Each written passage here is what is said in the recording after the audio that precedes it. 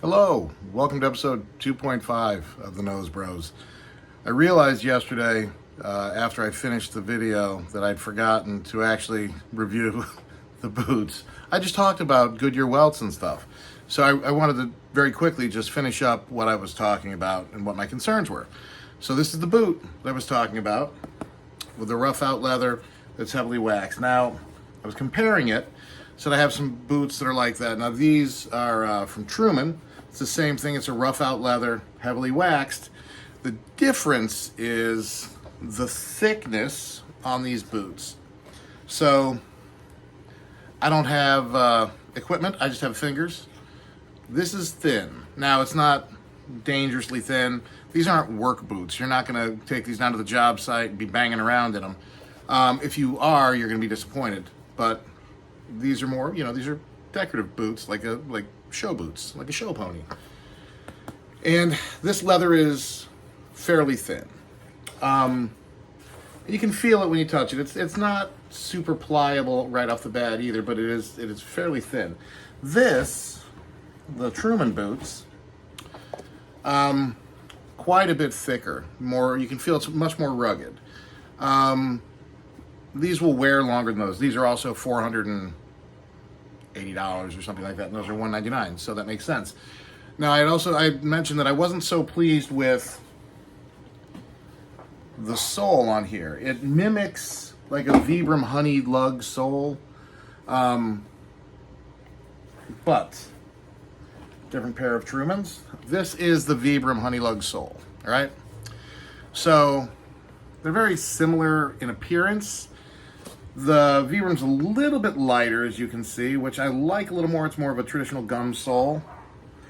And it creates a better landing point. So these do feel a bit more plasticky and hard.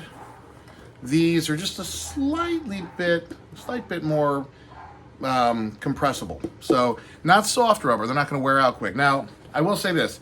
These soles are going to take a while to wear out. They're very hard. Now, these are comfortable boots. I said that in the original review. These are very comfortable. The pros on these, if I were going to do pros and cons, heavily outweigh the cons. The pros are they look good, they feel great, they're clearly going to last a while, they're resolable, etc. The cons, yeah, the leather's a little thin, so what? The sole's a little bit hard and not quite as nice of a landing spot as the Vibrams.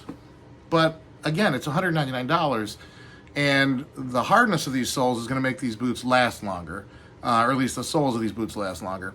So, if I were gonna grade these on a scale of 1 to 10, taking into account the price is a giant component here. These are like an 8, maybe an 8.5. They're very comfortable. They, again, I mean, people still get thrown off by the back here, but again, these are great boots. Like, you want to pay, 2.5, 3 times as much, and you get a slightly more aesthetic profile, but a 270-degree Goodyear welt. Or you get, you get the name brand sole instead of the knockoff sole. But honestly, like a day-night sole that they have on most of the Thursday boots, or the knockoff of that on the Thursday boots, day-night sole, it's the same thing. It looks exactly the same. And this looks almost exactly the same as the Vibram sole. It's just a little bit harder, I think, and a little bit darker. So my pros are great boots, great price, very comfortable, will wear for a long time. My cons are, could be a little bit thicker leather, could be a little bit softer rubber here, just because you're walking around. But again, the longevity probably trumps the comfort on this. All right, that's it. I'm sorry about having to post another video. It's hard for everyone.